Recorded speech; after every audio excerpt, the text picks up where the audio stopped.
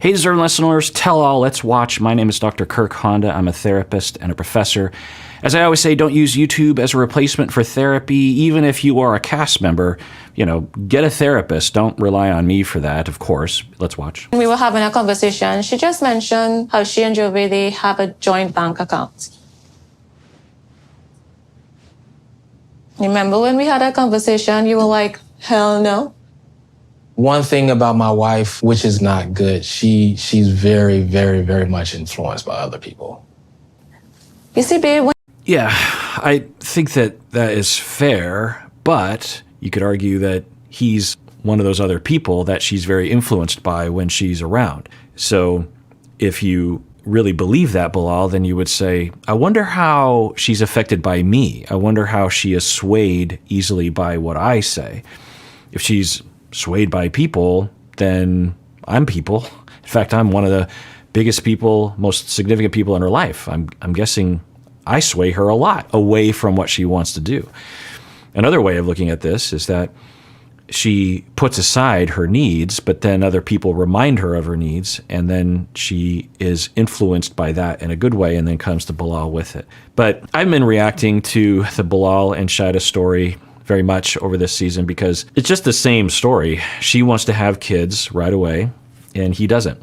And I see both of their arguments. The way that he talks to her, though, is, consistent with all the other things I've been saying, very top-down, very authoritarian, very paternalistic. But I get both people. He's saying, I want to give it a couple years because I want to enjoy our marriage together before we have kids. There's nothing wrong with that, even if you consider the risk of waiting, given her age. It's a matter of choice. People can make those choices. Now, the issue is that you would hope that people would firmly work that out before they decide to commit to each other, right? Which didn't seem to happen.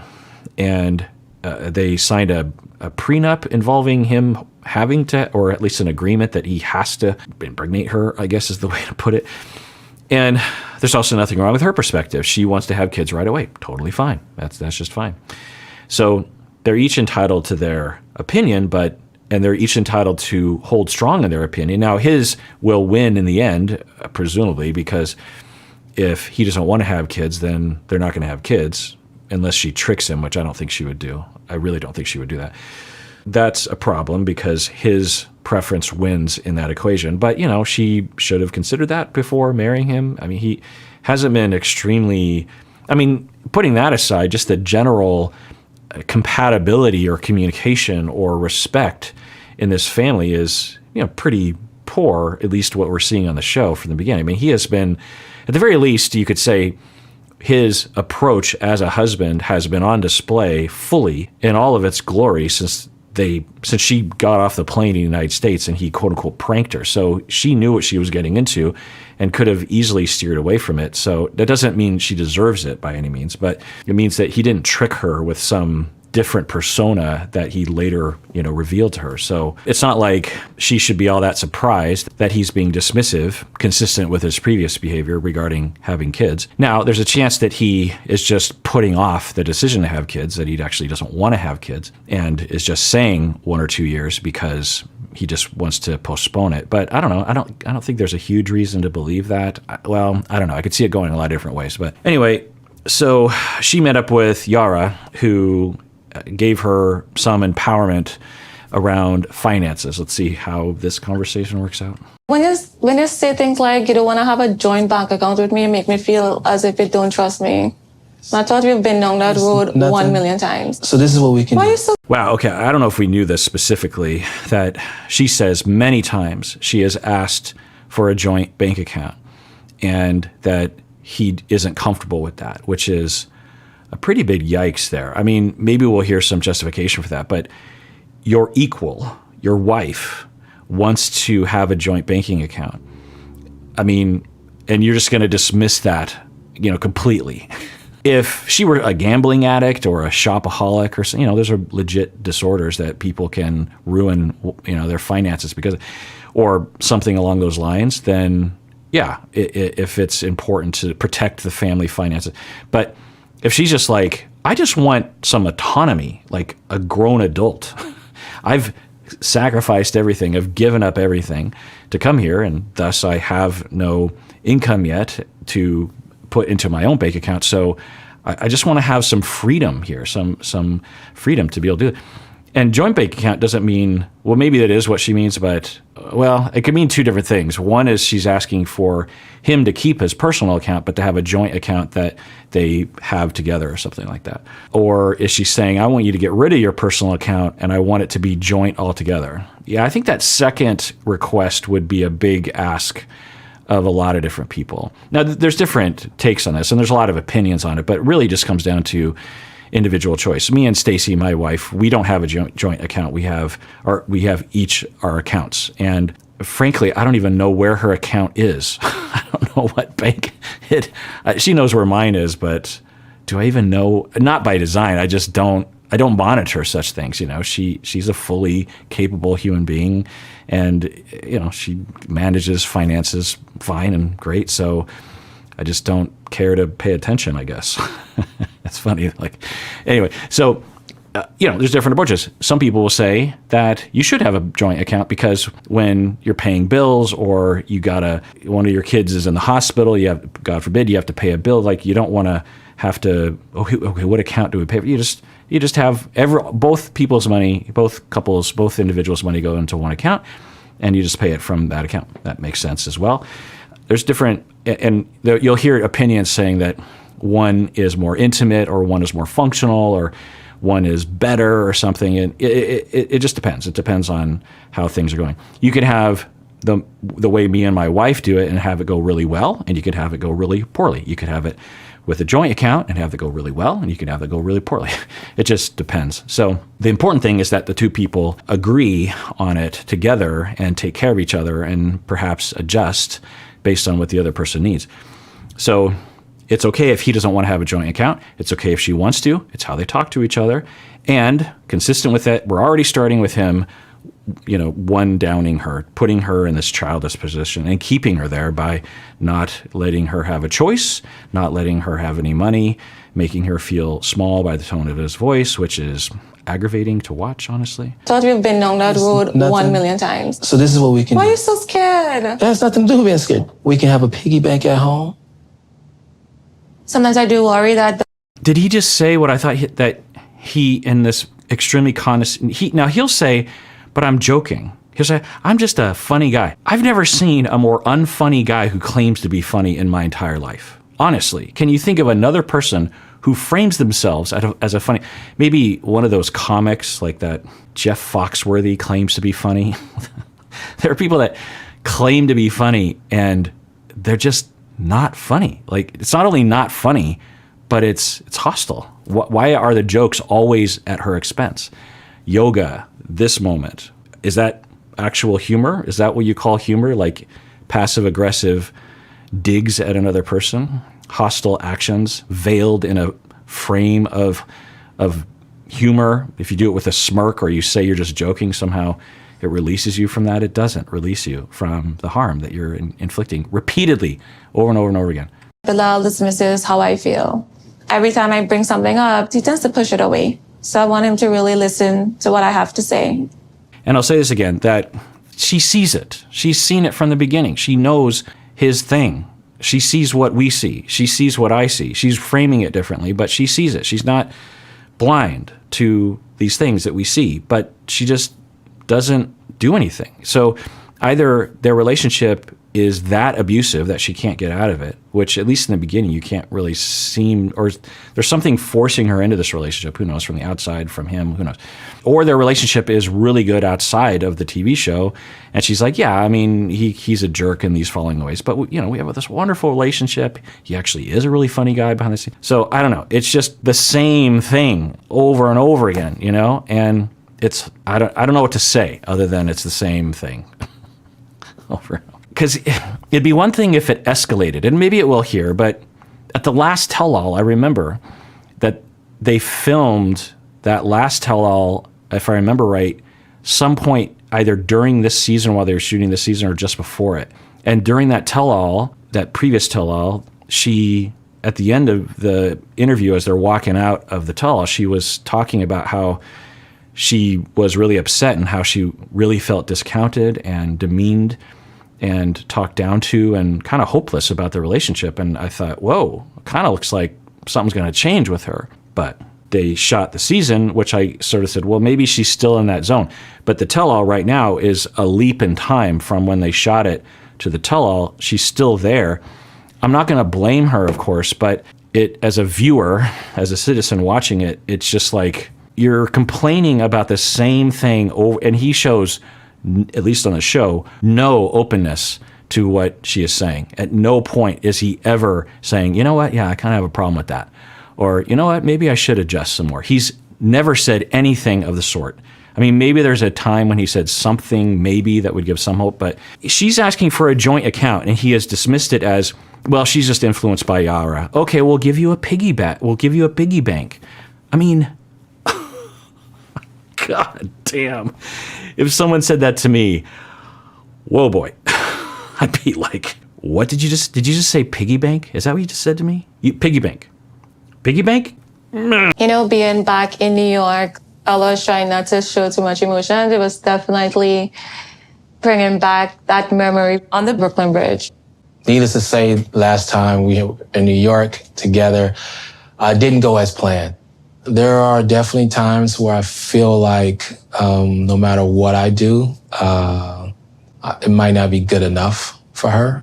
Hear that? And again, who knows what's really happening? But if we're just going off what's on the show, no matter what I do, it's not good enough for her. She asked for something extremely simple that you could absolutely, at the very least, entertain the idea of a joint bank account, even separate from your own personal account. But you can't even entertain it because she's a child. You don't want her to have any power. You want full control. You're scared of something. I think at the bottom of it all, he's scared he's going to lose her. And if she has any kind of power, it will result in her having freedom, and that will mean her leaving him. I think he is a deeply insecure person based on his past. I think his previous wife might have contributed to it, not because she's a jerk face, but because of the way the relationship worked out. And I think it goes way back to when he was younger, and he has a very uptight, compulsive way of dealing with the world, not only his environment, but also relationships, as a way of trying to manage that abandonment. And if there's any movement towards her having freedom or power, he equates that with, well, there's a possibility that that will lead, maybe not right away, but it just will mean that there's more anxiety there that she's going to leave me. And I've talked to so many people, particularly men in this category of insecurity and defense against it. And it's weird. Ed seemingly has a very similar insecurity and comes across similarly too, right? So that's what I think is happening. That he literally believes, like when she asks for a joint account, what happens for him subconsciously, but maybe slightly consciously, is, okay, she wants me to do this. If we have a joint account, she'll have money, which will mean she'll be able to spend more time away from the house, maybe even develop some friendships, and maybe even go to a store by herself and buy things. And then there'll be a cute guy who is working there, or she has a girlfriend who has a brother who's single. Like literally, that's what will run through their mind, which has no basis in reality. Of course, Ed does the same thing. He sees his fiancée Liz having an altercation, a violent altercation, with a previous colleague at work who happens to be lesbian, and for Ed, it's like, well, okay, they're fighting, and there's a lot of possibilities. There's like thousands of possibilities as to what might be happening behind the scenes in terms of Liz and this individual fighting. Ed goes right to the one that's most paranoid about abandonment and betrayal, which is, well, she must be having an affair with that person, or she did have an affair with that person, even though Liz is not bisexual and has never indicated such and has never behaviorally been such. But she did say one time that I might drive her to be bisexual because of how I have contributed, Ed, to a long string of heterosexual relationships that have not been very helpful to her life. And so she was, in a joking way, throwing up her hands and saying, maybe I should just be lesbian, maybe things will go better for me. So because I have that data point, which anyone in their right mind would interpret as just a frustrated throwing your hands up moment and not a real declaration of one's sexual orientation. I mean, are you joking? And then because she's having a fight, a violent arguing fight which is the opposite of romance in most circles, with a woman who happens to be a lesbian, that means that they're having an affair, or they did, or something. And not only that, because what if they did? That's why I said, okay, what if Liz had been with someone in the past, a woman or a man or whoever, and that during a breakup, that's how he was framing it. It was when they were broken up that Liz might have been with this person. Well, everyone was dating. You were dating other people. It was on the show. You were dating someone on the show. So she dated someone. Who cares? But in his mind, again, so the leap upon the leap upon the leap. The leap is that she really is bisexual. And the leap is, that fight really is a lover's spat. What? And then the leap is not only that, but she is going to leave me for this, or she's going to leave me for a woman because Rose left me but Rose didn't leave you for a woman. Rose broke up with you because you were being horrible to her and lied to her about wanting to have kids and were arguably abusive to her. And then afterwards, Rose happened to date other people and happened to be with a woman afterwards, I think, at least the rumor was. So the leaps of insecurity and distortion, and it's a defense. It's like, well, if I control everything, then I don't have anything to worry about. She won't cheat on me. She won't abandon me. He will never leave me if I control everything about him. So, and it feels right to me. It feels righteous. It feels rational. So let's go for it. But I know I can't say it directly. He can't say to Shaeeda, well, I don't want a joint account because you might cheat on me, because he knows enough to know that that doesn't make any rational sense, but it feels like it does. And so thus he feels justified in whatever sort of approach he has to it. I'm making complete speculative calls on this, by the way, but I've treated a lot of people with those insecurities, and this just has that look to it. You're pretty hard to please, babe. You want it your way, and it has to be now. My God.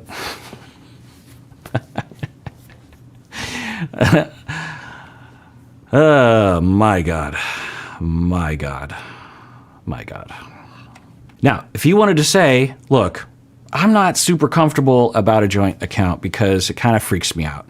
In fact, honestly, if my wife asked me to do that, which she's never asked, that's never even been a thing or a concern. But if she did, I'll tell you, I would probably say oof, I trust you, obviously, but I've never done that before. I've never had a joint account. That'd be kind of scary for me because I don't think you would do anything, of course, but I've just always had my own account ever since I was a teenager, and no one else has been on that account. And, I'm sure everything will work out, but, it'd be a little bit of adjustment if that's what it's okay. You can have some anxiety about it. You can have some fear about it. That's okay. You could say also, well, what's the issue here? Is it that you just want more money? Because, I could just, because one of the things that might actually be happening for her is that she doesn't want to ask for money. She just wants the money to be there. Makes sense, right? And I'm guessing there's a whole weirdness around that, but let's just say it's very unweird. And he's just like, look, you've sacrificed a lot. And I make a good living, and I want to keep my own account, but why don't I just put money in your account, like X amount of dollars per month? It's not like you're a child. It's not like it's an allowance, but it's just I don't want to put our accounts together because it freaks me out. So I'd rather just sort of funnel money into your account, and then it's your money. You can do whatever you want, essentially, with it. Maybe even say, we'll both pay for the mortgage, and you'll pay half from your account, I'll pay half from my account, whatever. Point is that's an arrangement. We don't often talk about stuff like this. I've worked with a lot of clients on stuff like this, and it's not a wrong thing. If one parent is staying home with the kids and you don't want a joint account, then that's an arrangement that might be necessary, or something like that. Or there's a credit card that is, that Shaeeda would be able to have that she could use up to a certain point or something. It gets weird though, because it starts to sound like an allowance, or that you're giving a child a credit card that they can use, that kind of thing. But if Shaeeda isn't earning much money, which I don't think she is yet, she probably will, and she was in the past, but she's in a transition period, then if they don't have a joint account, there will likely be an arrangement like that, right? Especially given their dynamic. Because if she asked, hey, I want to buy this new thing, can you just buy it? And he was like, oh, totally, sure. Then there's other arrangements that you can have. But given the way that he treats her, her shortcut to that is let's have a joint account so that I don't have to ask you. I don't have to interact with you, right? So there's a lot of different things he could say. He could say, how about instead of a joint account that every month, we can even work it out with my paycheck that just half of it goes into your account or something like that. And then you can have that. Is that what you want? Are you looking for freedom? Are you looking for your own power or something, which makes sense? So, because the joint account thing is too much. So if there's other things. There's so many other things you could be saying, other than you ask for too much and you're too demanding. Basically, you're a child, and I'm going to make fun of you by suggesting you get a piggy bank, and this is never going to happen. You are a servant of mine that will do whatever I don't know. Now, I don't know. Maybe he's like, well, she'll make money, and she's making money in her business. She doesn't need my money. She's going to have tons of money, and I don't have a problem with that. I don't know. There's just no way to tell. But there's so many other ways you could be framing this, so many different tones you could be using with your equal partner. All right, well, if you want to get merch, you can click the link below, or if you want me to do a cameo for you or for someone that you know, for birthdays or anniversaries or holidays, or just to say hello, you can do that as well. It's fun to do those. And I do about one cameo every couple days. It's kind of a little highlight of the day. And everyone out there, please take care of yourself because you deserve it. You really, really do.